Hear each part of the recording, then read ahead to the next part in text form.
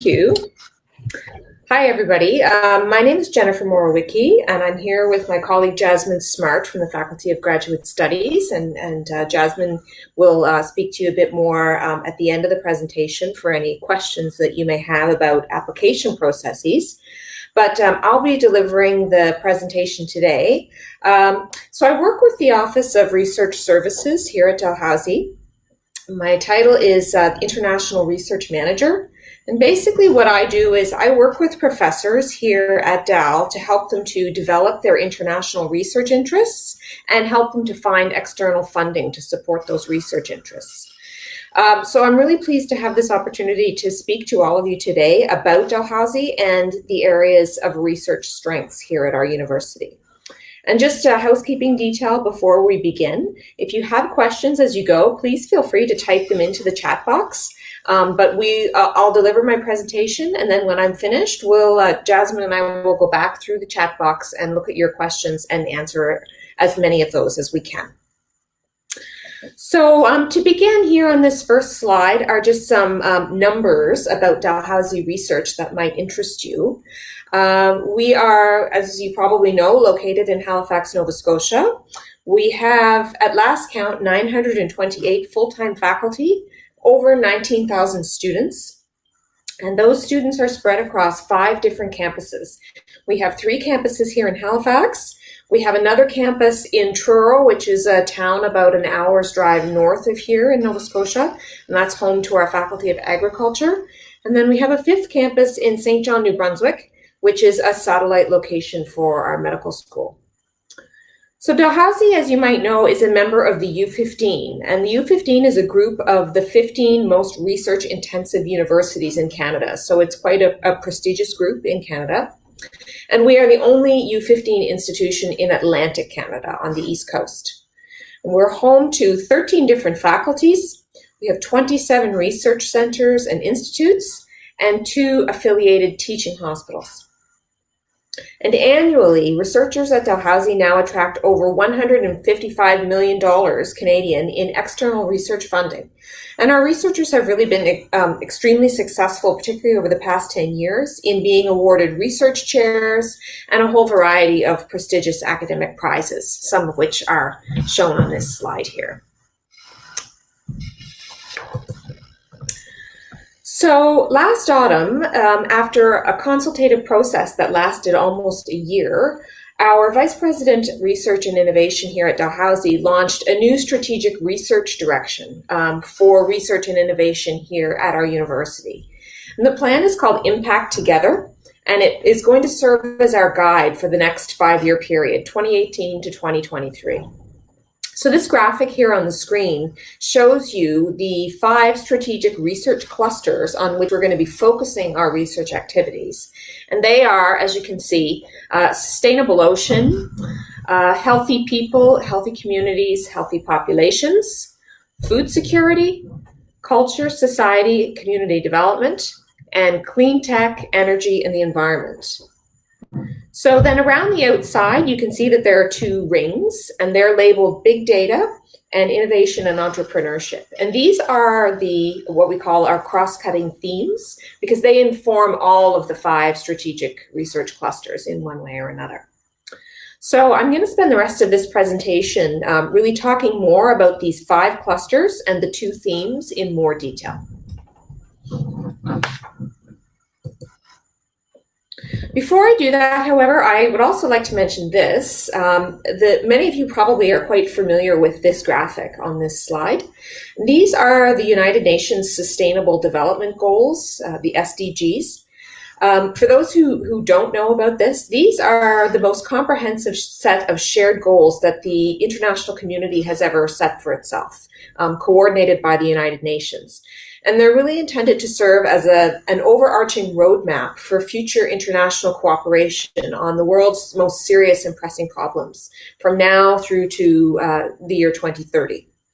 So I'm showing you this graphic here because Dalhousie has decided to ground its strategic research direction for the coming years in these Sustainable Development Goals. And we want the research that we do here to really be directed at solving the world's most concerning problems. And we think that linking to these SDGs, to us, it seems to be the clearest way of doing that and achieving that. So know that if you choose to come to Dalhousie for graduate studies, you'll be working with faculty at an institution that really is committed to working on these sustainable development goals. So now I'm going to turn to talking about each of our strategic research clusters. So the first cluster is called Sustainable Ocean.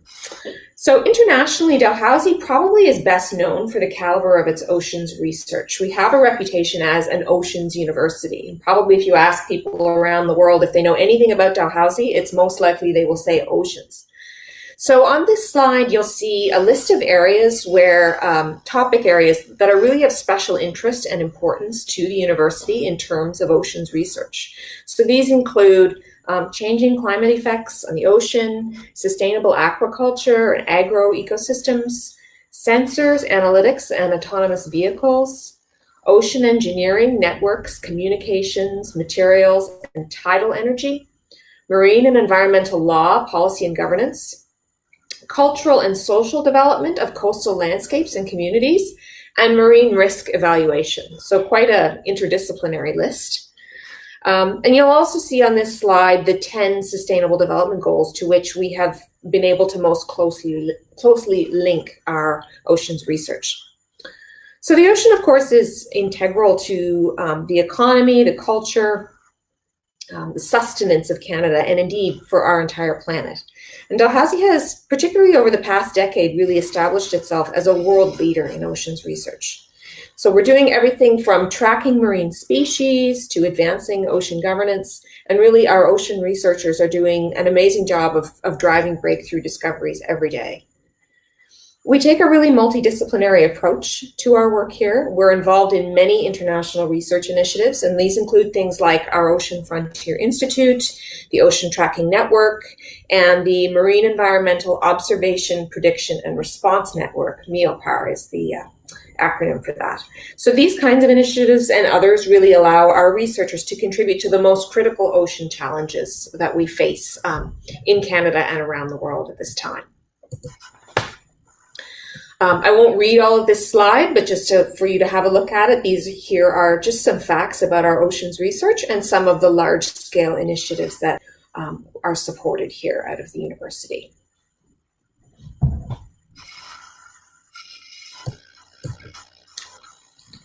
So going on to our second cluster, it's called Healthy People, Healthy Communities, Healthy Populations. This is another major area of research interest for the university. And here in this slide, you'll see, again, a list of the particular fields that really are of special interest and importance here for us. Quite a few.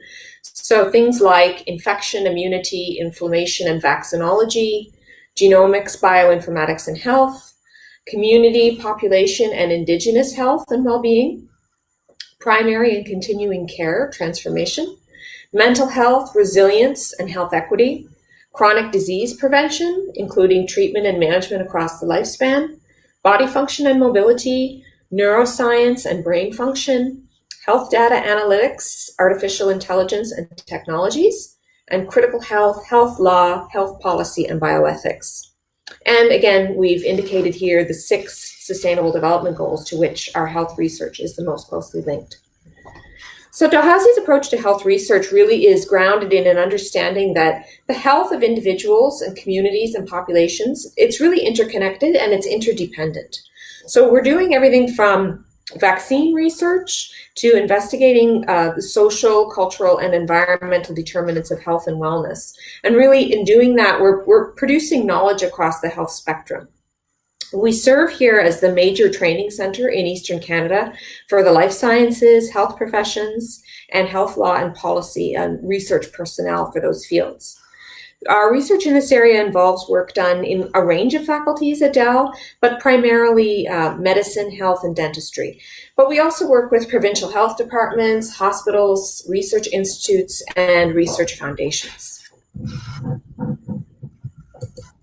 And again here, I won't read the slide, but some facts about our health research and some of the large-scale initiatives that we support here.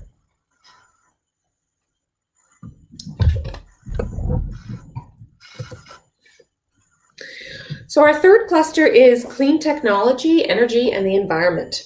So on this slide, you will see the fields that are of special interest to us. Those are renewable energy generation, storage and fuels, energy security, clean water, clean soil, clean air, clean and next generation materials, sensors, artificial intelligence and data streams, social and biophysical dimensions of resource and environmental sustainability, and environmental and climate law. And again, the 9 particular sustainable development goals to which this cluster most closely links.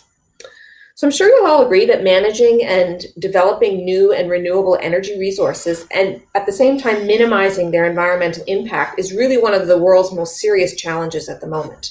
And Dalhousie is a national and international leader in advancing materials and clean technology research. We have some really world-renowned researchers here who are developing products that will improve performance, productivity, and efficiency, while at the same time reducing costs along with waste and energy consumption. And here's some facts about our clean tech research.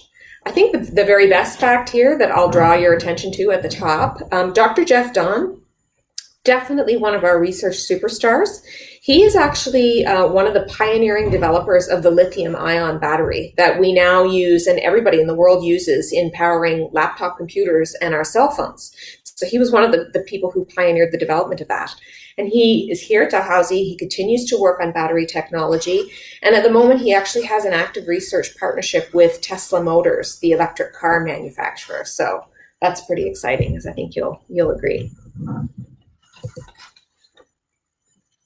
Moving on to our fourth cluster, this is what we call culture, society, community development. This is quite a diverse cluster, as you'll see from the listing of the particular fields that are of special interest to us. So we've got everything from culture and identity, ethics and social justice, reconciliation and Indigenous peoples, governance, security, and global affairs, to what we call building diverse, sustainable, responsible, smart organizations and communities, but also artificial intelligence, privacy, ethics, and the social impact of that, immigration and migration settlement and integration, and development of Indigenous and rural communities, all things that interest us within this cluster. And again, at the top, the 8 sustainable development goals to which this is most closely linked for us. So researchers at DAL in this cluster are working to answer questions like, how does social justice define what we do? What can we do to amplify marginalized voices in our communities? And how can digital media be harnessed to create communities? Our researchers are using their work to really try to inform some of our most critical conversations about culture and community in Canada and in the world. And the interdisciplinary nature of this area really engages all faculties across our university. And here, some facts and figures about our research on culture and some of the large-scale initiatives that are supported here at Dalhousie.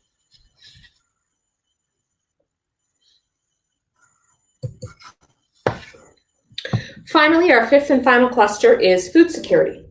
So you'll see here the particular fields of special interest. We have sustainable aquaculture and agroecosystems, applied molecular biology, genomics and biotechnology, marine biodiversity and wild catch fisheries, bioproducts and bioresources, agri-food economics, business, trade and marketing, international development, agriculture and food technology, and food policy access and distribution. So our researchers in the food security field are largely focused within our Faculty of Agriculture, but other faculties are also involved, so it is an interdisciplinary cluster. And at the top, you'll see we have 10 sustainable development goals to which the food security cluster is most closely linked. So for us, access to sustainable and secure food resources really, of course, poses challenges and creates instability around the world. We recognize this. And so our researchers are working on creating solutions that emerge from a really deep understanding that they have of local food issues. And they're working to provide potential solutions for global food challenges. And here, again, some facts about our research on food security and some of the large initiatives that we are supporting at present.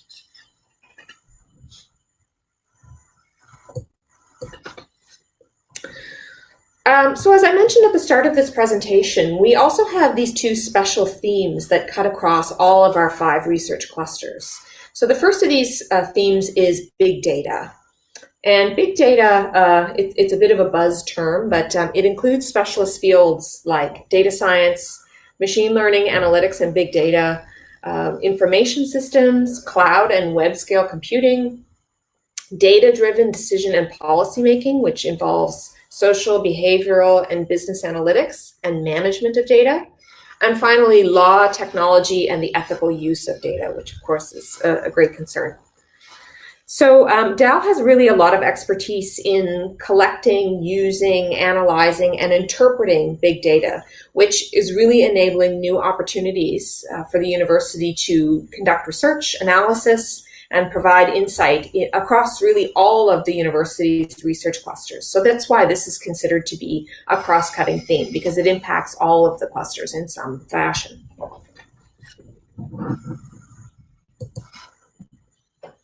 And a few facts here about big data and our work on that and some of the large-scale initiatives. The second and final cross-cutting theme here on this slide is innovation and entrepreneurship. So this is a somewhat new or newly emerging and quite special interest at Dalhousie, and one in which our Vice President Research and Innovation is particularly engaged with and trying to build at the moment. And this includes areas like technical leadership and innovation management, software design for innovation, disruption through innovation and entrepreneurship, sustainable and social entrepreneurship, and finally, business law. So Dal's strengths and really emerging strengths in this field of innovation and entrepreneurship are really helping us to facilitate opportunities for collaboration between our researchers and students and companies, private sector companies. And it really, of course, helps to drive the commercialization of research here at the university.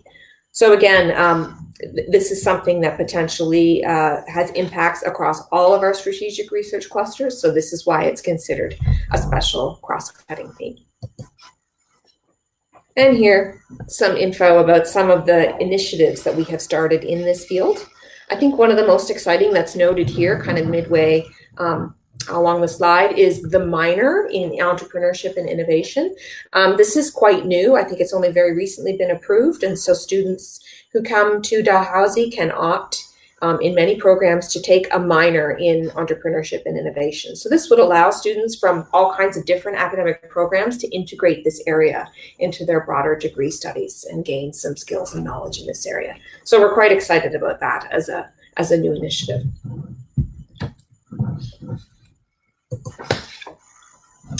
So that's the end of my slide deck. I've just given you an awful lot of detailed information, but I hope that you'll agree that the university's research interests are very broad and we think appealing to a very wide range of scholars and prospective students. I think there's something for almost everyone at Dalhousie, no matter what your academic interests.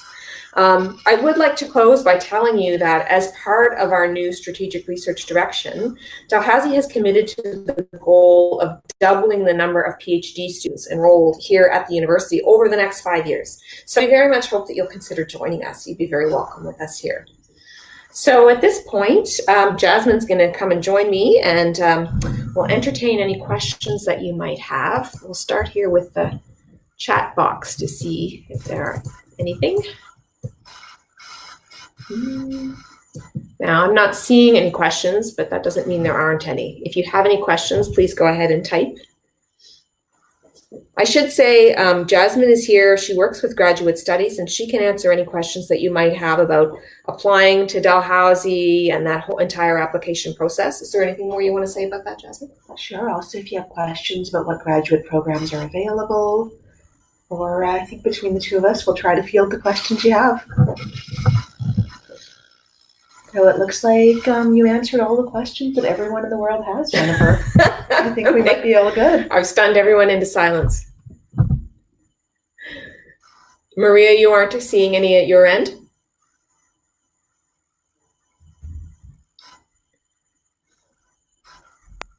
Hi, Jennifer. Yeah, there's not any questions. Oh, I see some questions that are popping up now. So there you go. Great. Perfect. So I see a question. I would like to apply for a master's degree program and I want to start in January. Do you think it will be enough time to arrange all the process?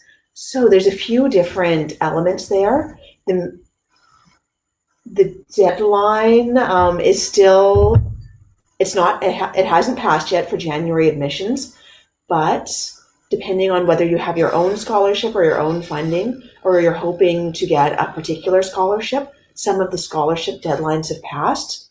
The most common admission time is September, so quite a few of the scholarship deadlines are based around that. But if you're looking to apply and you have your own funding and you don't need to worry about scholarship deadlines, absolutely. But get in touch with the department you want to apply to soon. All right, I see another question about the English level required to apply. So for all graduate programs, you need to have a 7 TOEFL, 92 IELTS respectively, but some programs do have higher ESL requirements. So if you can tell me what program you're thinking of, I might be able to tell you what their ESL requirement is.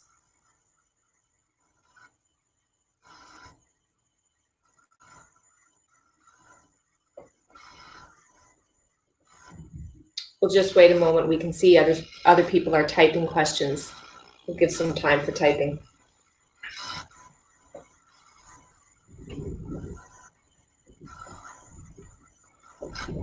Perfect. So you're looking at the pharmacy or pharmacology PhD. What kind of information are you looking for? Can you tell me? I know it's so hard with the chat boxes, but obviously I recommend you have a look at the websites. If you've already done that, can you tell me what kind of questions you have about the programs? Can you hear me now? Someone mentioned that they weren't hearing me, so I've tried being a little bit closer and a little bit louder. Let me know how that goes.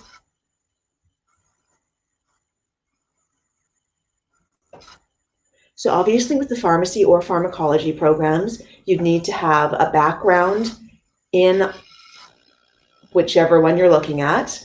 Some of the other things to look at if you're considering pharmacy or pharmacology are the PhD in health.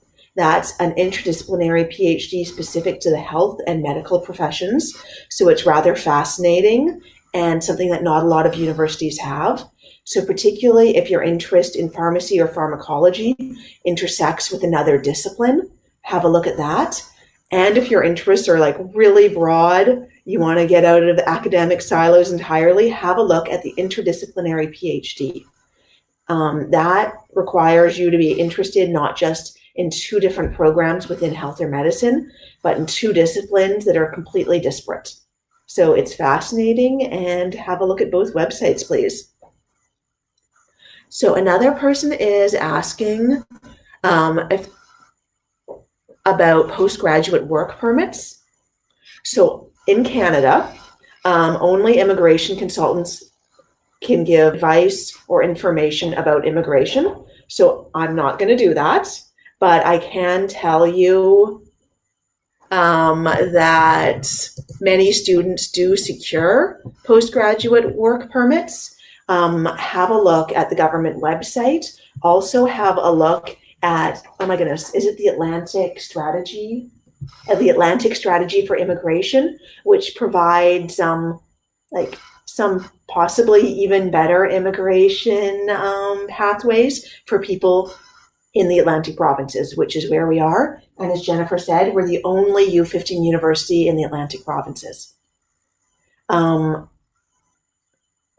I believe I can tell you that the requirement to get a 3-year postgraduate work permit is a 2-year master's or PhD program, because that is the wording from the government website. Yeah, I think that's about as much as I feel comfortable telling you about that. Okay, another question, do I need to have an advisor before I start my application? So that's going to depend on which program you're applying to. So if you wouldn't mind typing in the chat box which program you're applying to, but I'll talk a little bit about how that works either way. So for a lot of programs, you'll start the program, especially in the arts, and after normally 1 semester, you'll identify a supervisor. Now, that's not to say you can't identify one before you come, but you don't have to. I did my master's in the arts here, and I did get in touch with my supervisor, and she sent me a very nice email saying, I can't say yes to you until 1 semester is passed, but I like your research proposal. So I felt pretty good about that. Now, if you're applying in the sciences, for the most part, you will need to get your supervisor before you apply. Depending again on the program, you might be able to apply and then they'll circulate your application among all of the professors. I wouldn't recommend that. You never know with the university who's going to be on sabbatical, and you don't want the one professor that you most wanted to work with to be out on sabbatical the year you're starting your project. So for anything in the sciences, I'd highly recommend you find your supervisor in advance. For engineering, you're not required to. They do have an active process to match students with supervisors. But again, there's a good chance there's one lab that has the exact thing that you want to do, or one professor who's done the research on the exact topic you care most about. So for any thesis-based degree, I'd recommend reaching out to the person. If you know that it's a program for which you don't have to have an advisor in advance, feel free to let them know that you know that, but that, whatever it is about the research particularly appeals to you, is something you want to work on, is something you have expertise in, and then they can at least let you know if they'll be out of the country next year. I have another question. I want to start my PhD, but my interest line is in material science. What are the requirements for the application? So I'm going to assume that you're coming from an engineering background, though there are a few other routes that you can go for material science, but because the biggest and the most common one is engineering.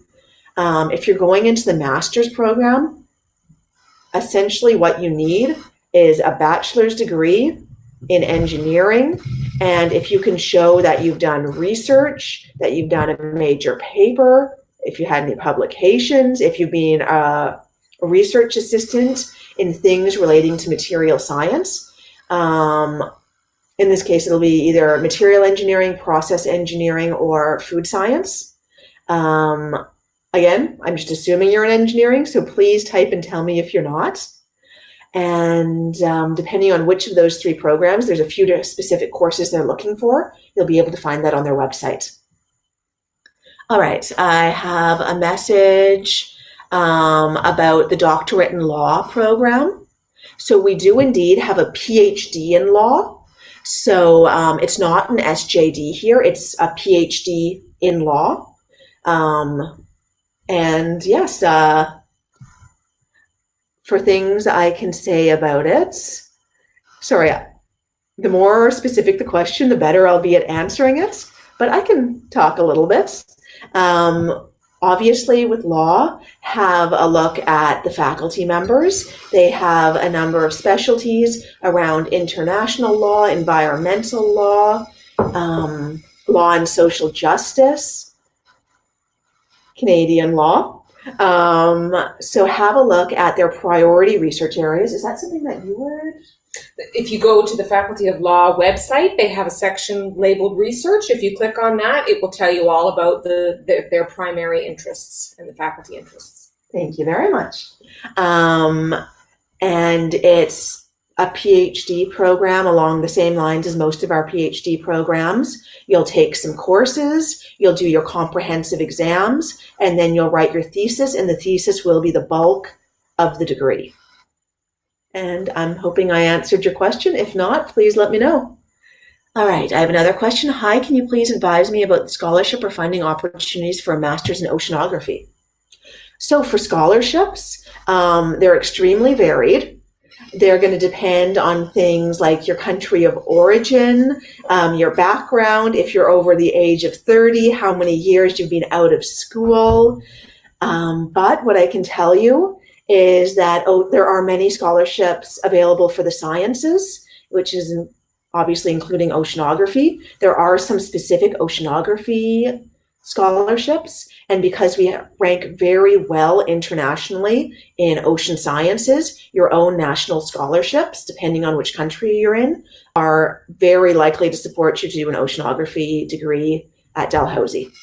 I unfortunately can't tell you exactly which scholarships you're eligible for, but our website, that's the Faculty of Graduate Studies, lists scholarship opportunities, so you can have a look at the ones for international students, and then see what you might be able to apply for. The other thing for oceanography is that there is some research funding within that department, so your supervisor might also be able to provide some funding. And of course, FGS allocations require you to have at least an A- average in the last 2 years of your studies. But for oceanography, certainly FGS allocations, if you're eligible, are likely. I have another question. I've worked with... I think this is a follow-up to the engineering. Perfect. Follow-up to the engineering question. Steel and nanomaterials have some publications but don't have a master's degree. So because you don't have a master's degree, you would be applying to the master's and they wouldn't expect you to have one. It's wonderful that you have publications. There's some research going on in nanomaterials. I don't know if there's anything you'd like to speak to. No, just that there's a lot of experience in the Faculty of Engineering, and I think anybody who potentially goes into a master's program at a quite advanced level, I think they would probably be open to discussions about going straight into a PhD from that. It is possible. The standard is to go from bachelor's to PhD, but depending on your work and your publications, certainly, as you say, get in touch with the department and your potential supervisor. One thing you might want to look at is the Aspire project, just since you mentioned nanomaterials. But yeah, they have a great website. Have a look. So I see a question from someone enrolled in a master's program who'd like to apply to a PhD. So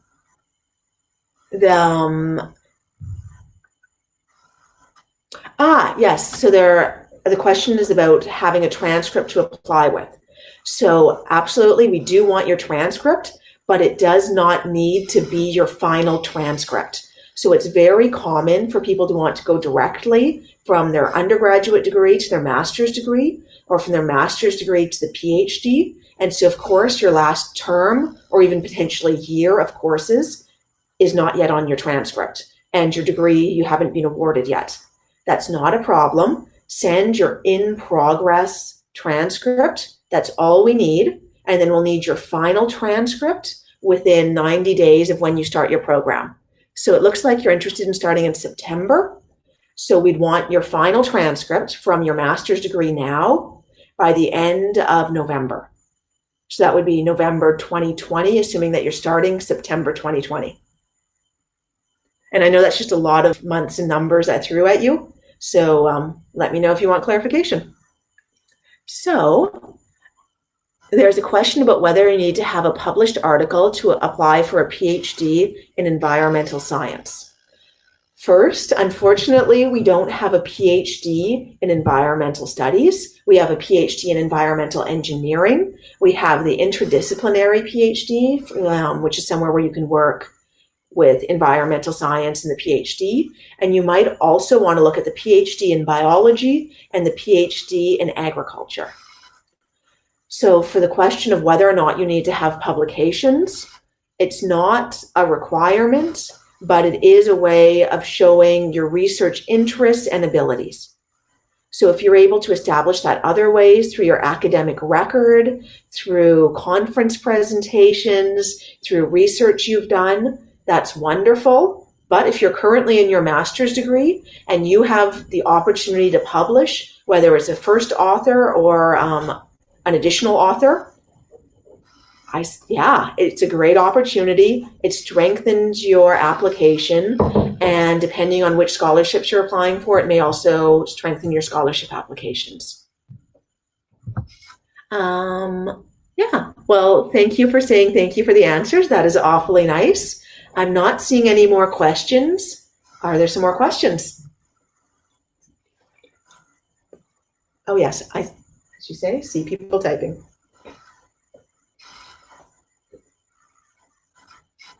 So, as a question about applying for September admission, the deadline for international students for this coming September is passed. However, if you have a supervisor lined up, get in touch with them and ask them if they'll take late applications. If you don't have a supervisor lined up, get in touch with the graduate secretary, ask them if they'll accept late applications. Some departments will, some won't, but especially if all your materials are ready to go, you're ready to apply, and you can convince your department to take a late application, yeah, give it a shot. So there's someone who'd like to enroll in the master's program in big data. What's the application process? So it isn't a master's in big data.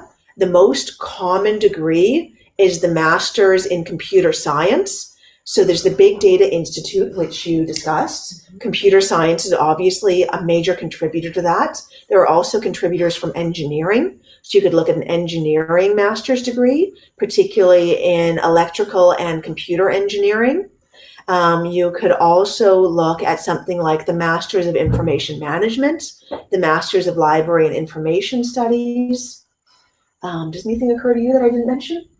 Nope. All sounds great, but then focusing on big data with it. Of course, yeah. So you'd want to take your research topic in big data. So that's a time you would definitely want to get in touch with a supervisor, look at the Big Data Institute, see who are contributors there, who's in your area of expertise, reach out to them, let them know you want to do your research in big data, and yeah, you're good to go.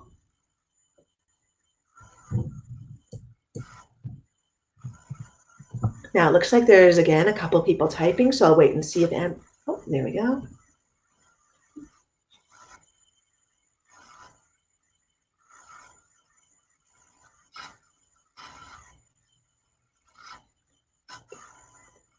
Yes, absolutely. If you have a late, sorry, I believe, were you the person who had a question about September admission? Yes.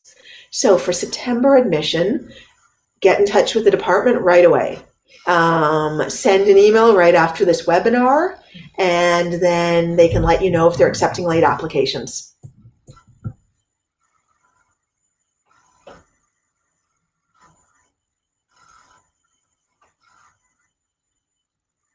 Well, I'm not seeing anyone typing, so let's say you have 20 seconds to start typing. Oh, looks like we got people typing.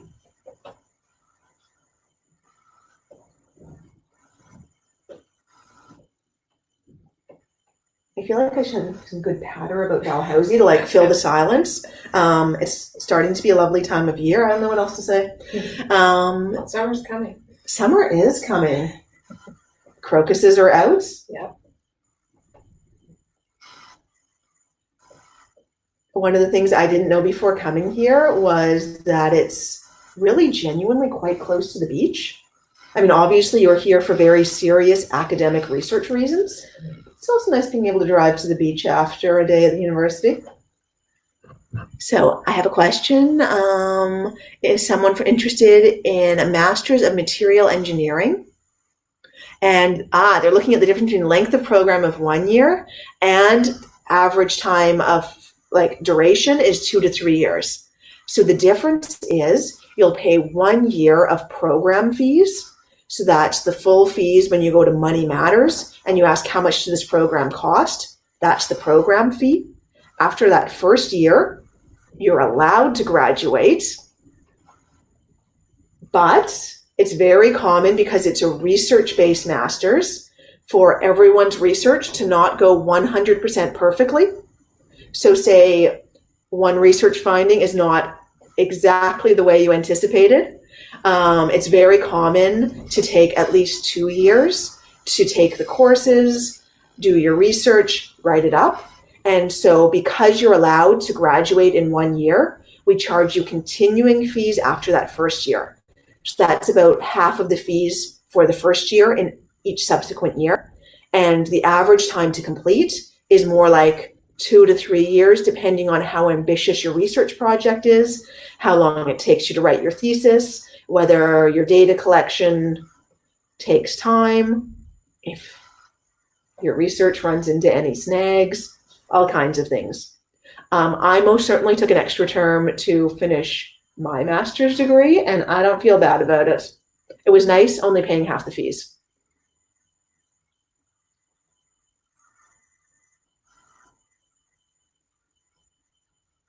Great. Well, if anyone has, oh, I see another question. Oh, great. You did an exchange program at Dal. It's wonderful to hear that you had such a great experience. We hope you'll return for grad school. Absolutely. Well, if there's any more questions, please start typing in the next 30 seconds or so.